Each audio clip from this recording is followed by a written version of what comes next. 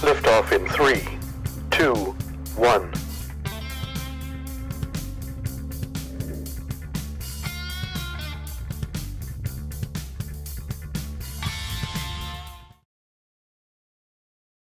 Hey there, welcome to the Body Mind Index. I'm your host, Jerry Pujols, and today what I've decided to do is a monologue.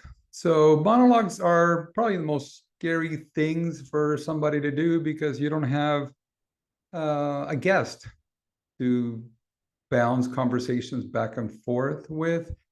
So I'm going to pretend to be a little bit like Mark Maron. I don't know if any of you know Mark Maron and his work, but he is a comedian, which I'm nothing like. And he can definitely keep a conversation going forever and ever and just drone and just, anyways, you already want to get off the channel just by listening to me do something like that.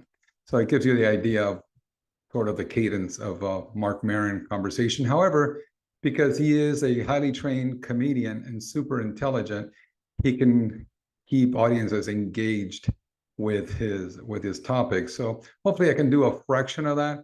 Today I really wanted to talk about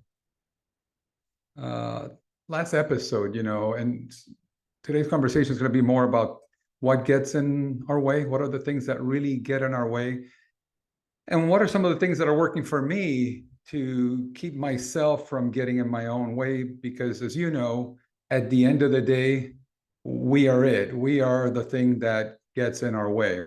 It's nothing else but what's between our ears.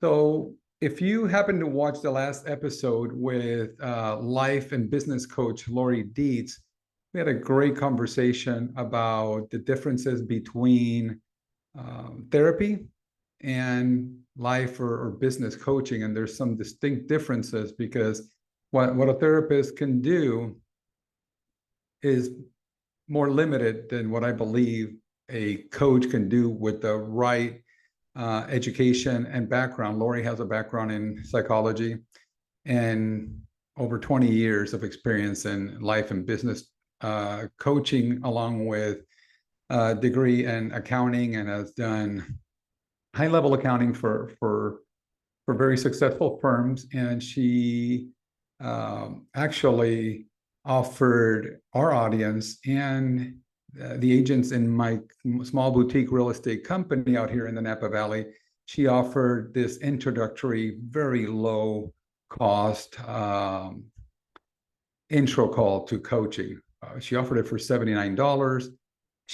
Lori Dietz actually worked as a partner of ours when I used to own a real estate coaching company named Zone Coaching back in about 2016, 2006, 2007. So it's been a while ago. And then we all know what happens in 2008.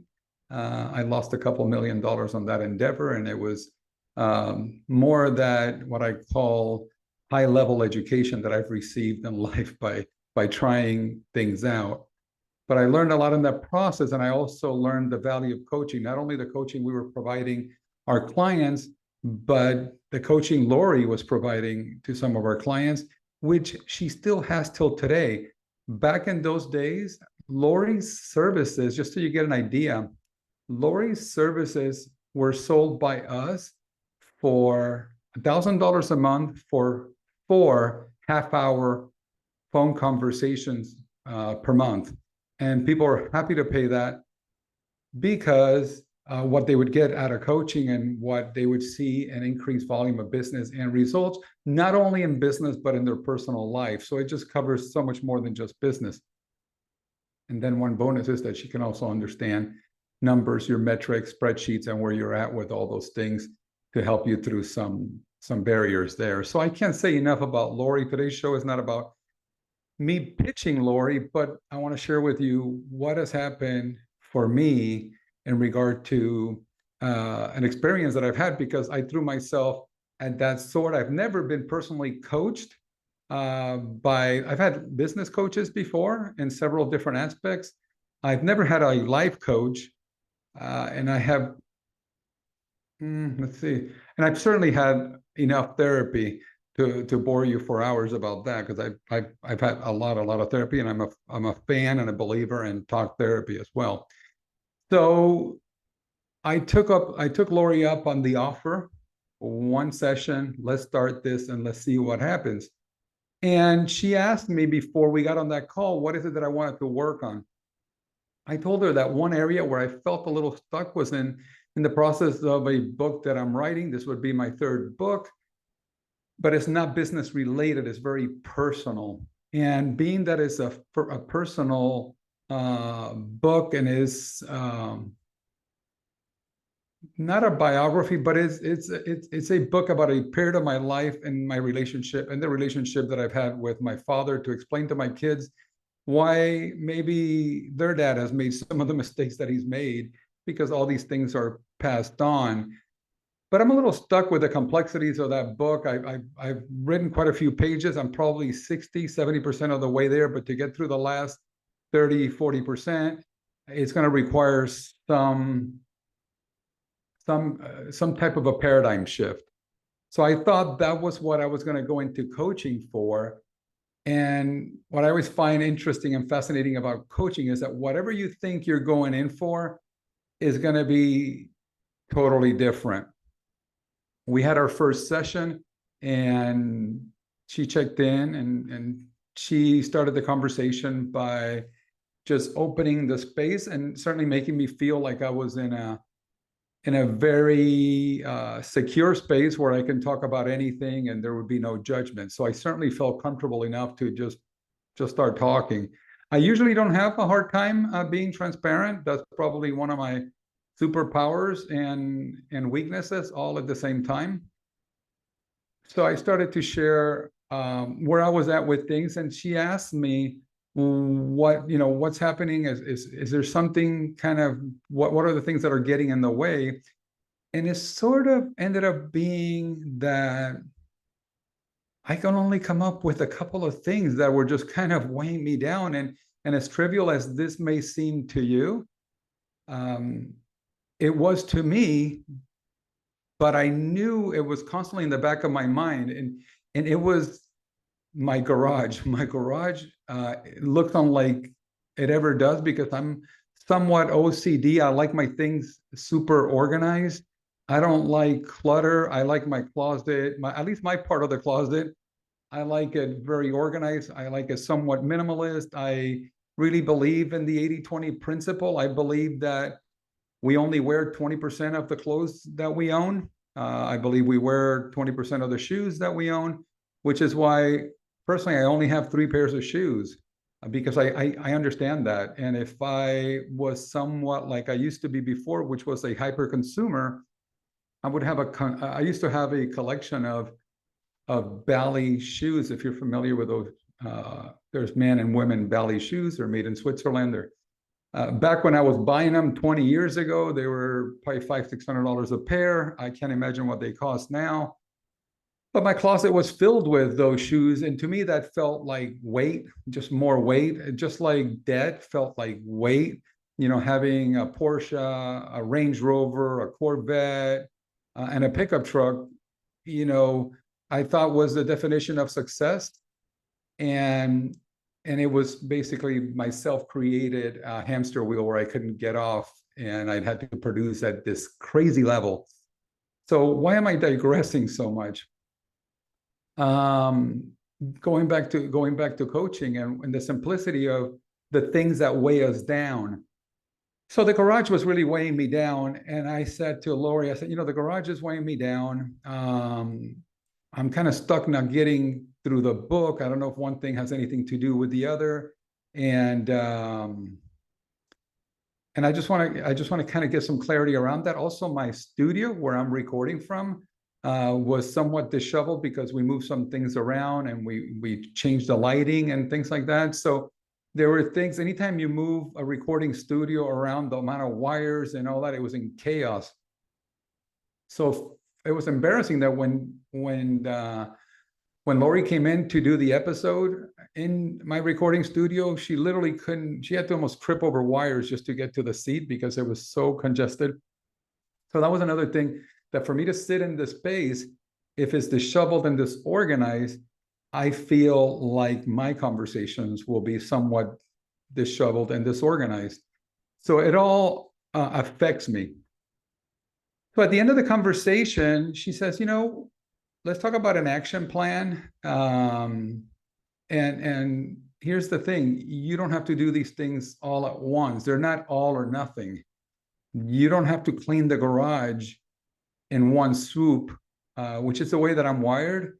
You don't have to clean the studio. You don't have to organize the studio in one swoop. Just anytime you're swinging by, just move one box or put something where it goes. And that gave me permission to shift my paradigm from an all or nothing premise, which is the way that I've lived my life for the last 30, 40 years. It's always been, if you're going to go in, you better go all in or just don't do it at all.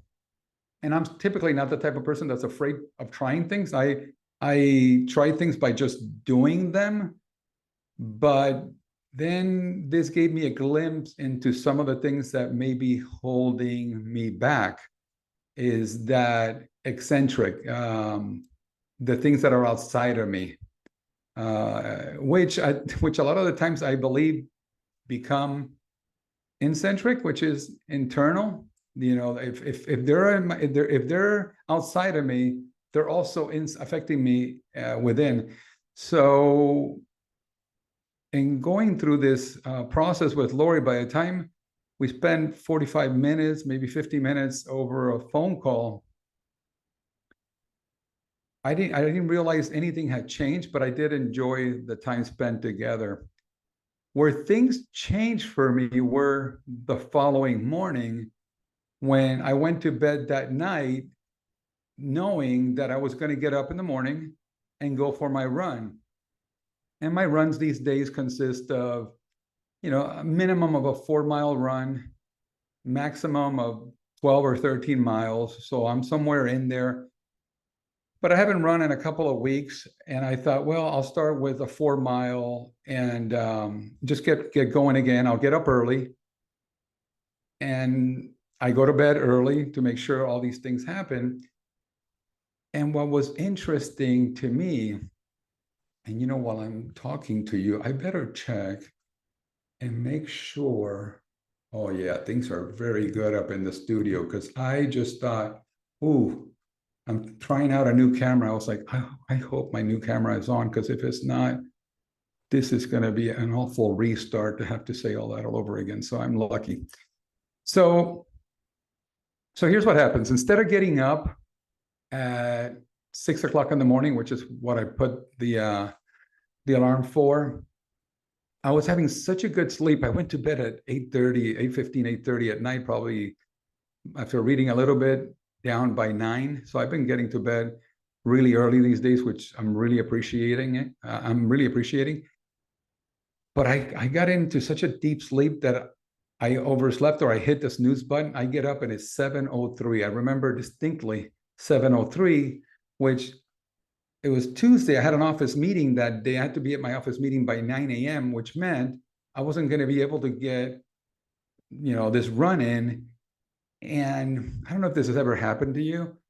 I felt it viscerally. I can feel it in my being that, okay, the negative self-talk, you didn't get up on time, you screwed up, you're not running today, which was interesting. And I sat with that probably for about 10 minutes.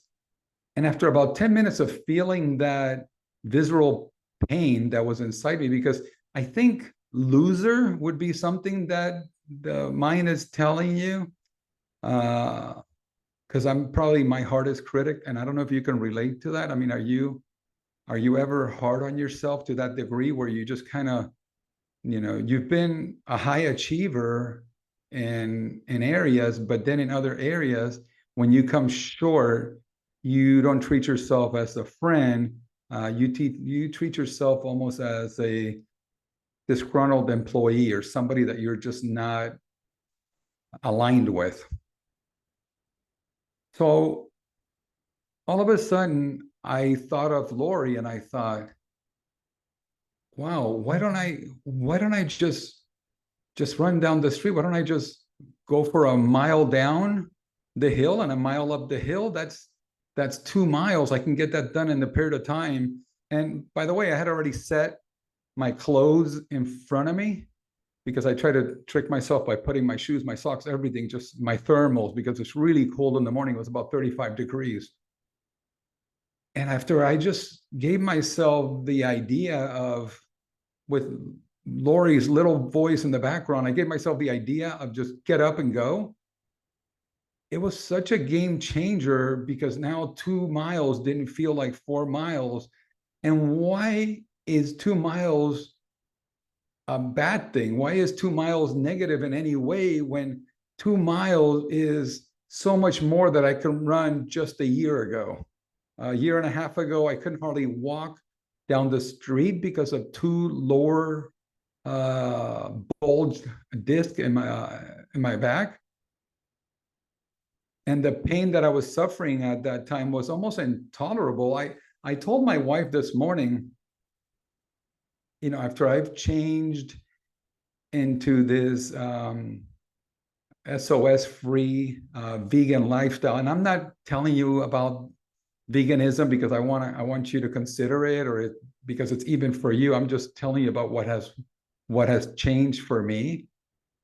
Is after the weight started to come off, after the first 40 pounds came off, I felt like living again. Before then, I honestly felt like I was packing it in. I felt like, I'm 56 a year, I'm 57 now, but I was 56 when this was all going down. And I thought, I don't know that I want this for a very long period of time, this kind of pain. I thought, maybe I just have to suffer another 10, 15 years of this and that's it. Now, what has changed is that I really look forward to living. So getting out and running for 2 miles, and then looking forward to my son calling me because we were going to go for a hike after I did that and after the meeting. It didn't happen because his schedule got busy, but the fact that I was open to that, and not only open to it, but looking forward to it, was a huge shift in paradigm that I hope if you're in a similar state where it's just hard to make that decision to get up and go, that you can get yourself to, because it's different for everybody. And whatever it is that I did, or whatever it is that worked for me, it's not going to be what works for you. It's going to be slightly different or entirely different, or a mixture of all of it. But one of the things that I've come to terms with is for me to stop the all or nothing attitude, and I'm calling it something different. I'm calling it all or something. So now I'm just going to think in terms of, hey, all or something. I think all or something is something that I can put to use. If this morning, what I told you just now happened yesterday. This morning, today, I kind of woke up with the same feeling, where it wasn't 4 miles, but today I ran 3. And after this recording, I might go and walk 4 miles because I honestly have the energy, the extra energy to go do that. So I'm going to get a lot of steps in, and I'm just excited to do it. And I feel great. My dogs probably want to join me on that walk, or a portion of it. Then I'll drop them back off and I'll keep getting some steps in. But the all or something, I believe, is critical. Same thing with today's podcast. Today's podcast, I didn't have a guest for today. And I thought, what can I do so I get some content out to the people that appreciate what I'm doing? And how about if I do something? So today is also a start of that in the podcast. It doesn't have to be all of it. It doesn't have to be a guest, but it should be something. So in the notes below, if you can, tell me what something would look like for you. Even in nutrition, some people are thinking, I'll stop eating sugar. Well, if you can't stop eating sugar, then maybe stop eating some sugar, or maybe stop eating the processed sugar. Maybe stop eating just candy, or maybe stop eating uh, cakes and maybe focus on just fruits. Whatever it is, it doesn't have to be all or nothing. How about all or something? Same thing with calories. If you're doing calories and you're starting to cut back, you don't have to, you don't have to go down to 500 calories a day, which I think is crazy, but you can make a slight modification if it's not all. For me, some things are all. I've told you before that if you've watched this before, that I have a food addiction. So when it comes to not the right food for me, I have to abstain. And abstaining means all. I can't have, pizzas and meat and all those things. I cut out salt, oil, sugar. I cut out alcohol. I live in the wine country, so certainly that's included. But I also cut out processed foods and any animal products, dairy, anything that is not just whole plant-based. I've cut out, but after almost a year and a half of doing that, I don't miss the things that you would think that I missed. And I'm on the other side of that, where I find real pleasure in the things that I cook now and I eat. My wife is blown away by something that I've started cooking in place of rice, and they're called oat groats. I don't know if you've ever heard of that, but a groat is what comes out of an oat groat, or a groat, could be a wheat groat or oats or any other grain, is the most raw form. Once the husk is removed from that grain, it's what's there. That's the actual food.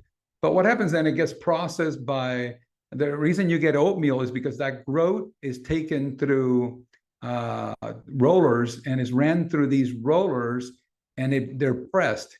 And the finer that they get pressed, the quicker they cook. So if they're thick, then those take like 5 minutes to cook. If they start thinning them out, they can go all the way down to a minute. Or, minute oats, you can eat them cold by pouring some cold water or almond milk or oat milk on them, and you can just eat them right like that because they're very flat. But glycemically, it's better for your system to have an opportunity to go through that itself, rather than have it already all sort of pre-chewed for you. So I went on a banshee about oat groats because I'm really enjoying them. I cook them on the Instant Pot. I literally cooking a batch right now, which has the groats, pinto beans that I have not had to soak my beans, because the Instant Pot cooks unsoaked beans in less than an hour and a half. And I have groats, beans, and all kinds of vegetables, carrots, spices, herbs, and it makes the most hearty meal that's loaded with protein. Every time somebody asks me, where am I getting my protein from? I'm getting them from plants, and I'm getting tons of protein. A small serving, which is a quarter cup of groats, has 7.5 grams of protein per serving.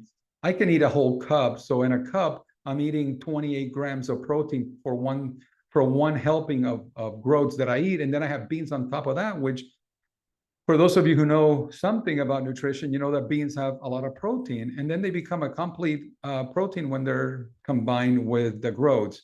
So that's just one way for me to get my protein in and not deplenish the muscle that I'm trying to hold on to as I'm losing fat. Tomorrow, I'm looking forward to traveling over to the beautiful island of Maui. And in that, I look forward to keeping my step counts to 20,000 steps a day. And some days I might hit 10,000, some days I might hit 5,000. I have to go forward with the all or something mentality. It can't be all or nothing anymore. As we get older, we have to move our bodies, we have to do something. And I find that that's been the very best medicine for me. It's a combination of food and movement. Food and movement are, I think, the key, but they're also the key for a well-balanced mind. They're a key to happiness, joy, relationships, intimacy. All those things go together. If we're out of balance with our nutrition and movement, I think for some of us, especially me, I'm going to be out of balance mentally and emotionally, and that really could affect those around me. So I'm hoping that any of the things that I'm saying are things that you can hopefully relate with, and realize that the all or something might be something to consider just to start moving the needle.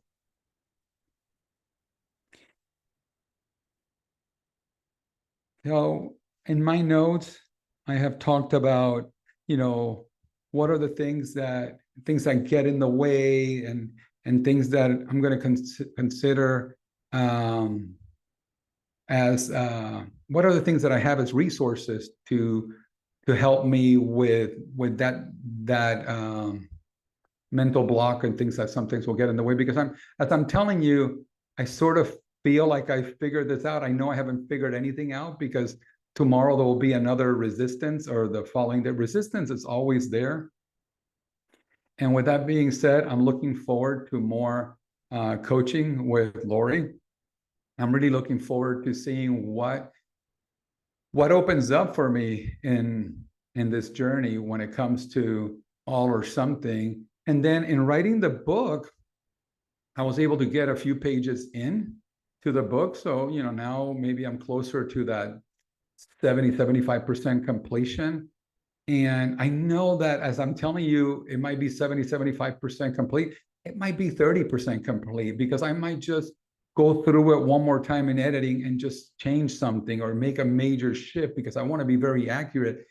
This book that I'm writing, I'm really writing for my kids. So I might publish it one day if I so feel like doing so.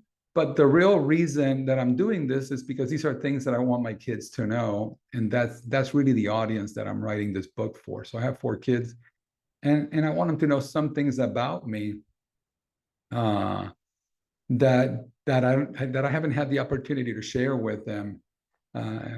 In the so many years we've raised these kids into wonderful adults, and they're living their own lives now.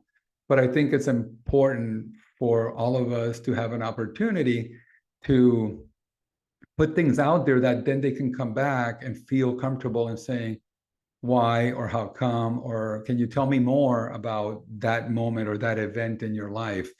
I know a lot of us, and some people very close to me, didn't get opportunities to do that with their parents before they passed away. And I think that's, for some people, is a travesty, because I think it's better to know than not know, but that's just my personal opinion. What else? What's next? Looking forward to doing some major trips this year. I'm going to take another shot at Mount Whitney, probably in the next 60 to 90 days. Any of you that know me know that I gave that a shot in the snow last year, and didn't quite make it all the way to the top. I was able to climb 5,000 feet, came 1,000 foot short of the summit because I ran out of water. And a couple of other things. I probably didn't have my nutrition quite dialed. I think what I packed for myself to eat was too heavy. And so I've been learning a lot. And one of my guests on a couple of episodes already, Dustin Deedy, who's a semi-professional cyclist, has been teaching me a lot about nutrition for endurance, which is a totally different, complex topic that I really knew nothing about. I've always eaten to just satisfy a craving. Now I'm learning about eating to perform, and that's a whole other thing. But I'm looking forward to taking another shot at Whitney. And like I told somebody, pardon me, even if I only make it part way up the hill again, it doesn't matter. It's all or something going forward. So I'm looking forward to spending some time on that mountain. Susan and I are going to do some pretty epic road trips this year. We might even go visit a friend of mine in Alaska. That's kind of on the wish list for this coming year, and driving up to Alaska in a camper. So we're looking at doing that and doing a ton more hiking. Like I said before, going to Maui next week. Looking forward to doing a lot of traveling this coming year. And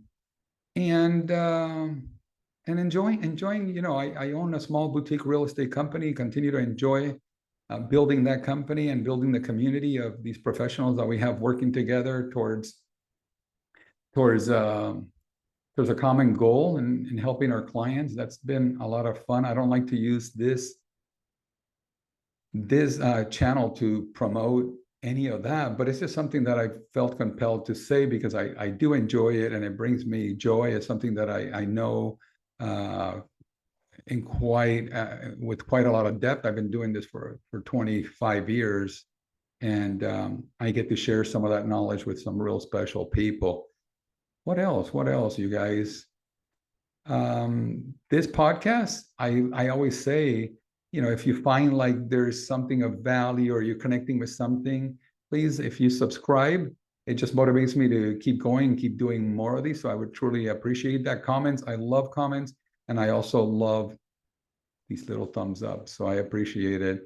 And in closing, I just want to say thank you for spending a little time with me. Give me suggestions, give me ideas on things that you'd like to see me talk about. I've been doing more cooking and putting cooking episodes on here for you.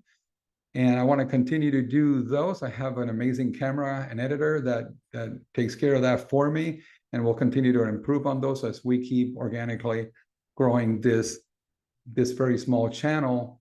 But it's a humbling experience. It's a creative outlet for me, and I love doing it. So with all that being said, I hope you have an amazing week. I hope you're having an amazing day today.